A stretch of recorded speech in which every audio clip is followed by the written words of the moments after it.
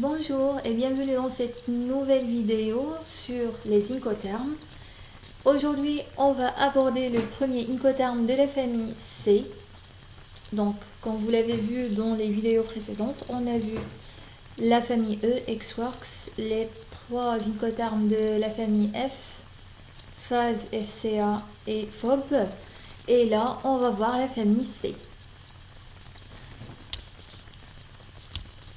CFR, Cost and Freight.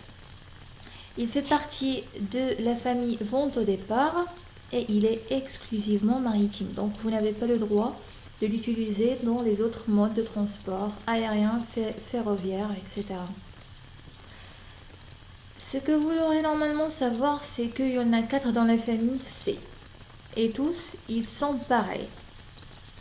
Pour faire simple, je suis votre fournisseur. Je te fais le transport principal, je te le paie et je ne suis pas responsable.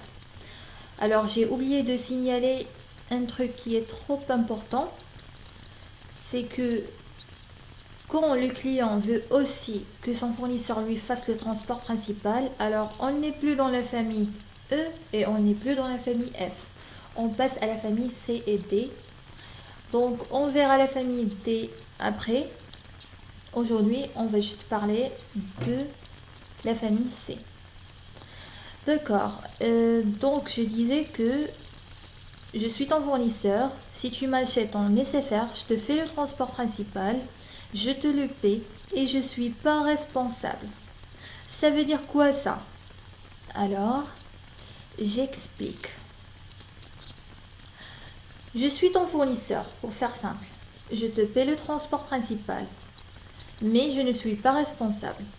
Je fais, je paye, je suis responsable de toutes les étapes précédentes, mais je ne suis pas responsable du transport principal. D'accord? Je te fais le transport principal, je te réserve la compagnie maritime, je reçois le booking, on a réalisé l'opération, j'ai le document qui dit que la marchandise était dans le navire, le manifeste, alors on s'arrête là.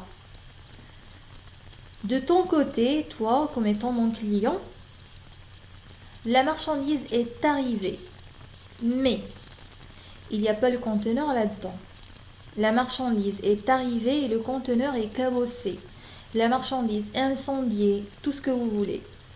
Lors du transport principal, il est arrivé quelque chose à la marchandise. Alors, dans ce cas-là, c'est pas moi qui est responsable, c'est toi, le client. Pourquoi? Parce que tout simplement, tu as acheté avec la famille C. Ça veut dire que si le client reçoit ou ne reçoit pas sa marchandise, il doit impérativement payer le fournisseur. Et ça, c'est la notion de risque. Attention, le risque n'a rien à voir avec l'assurance. Dans cet incoterm-là, c'est le client qui prend l'assurance.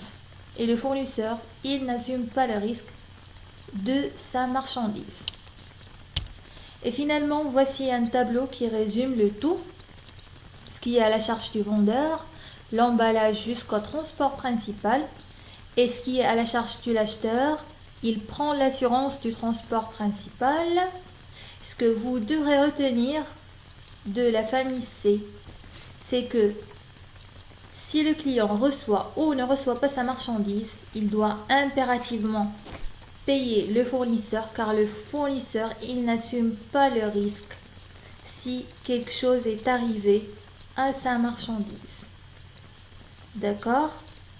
Le fournisseur, il fait le transport principal, il le paie et il n'est pas responsable.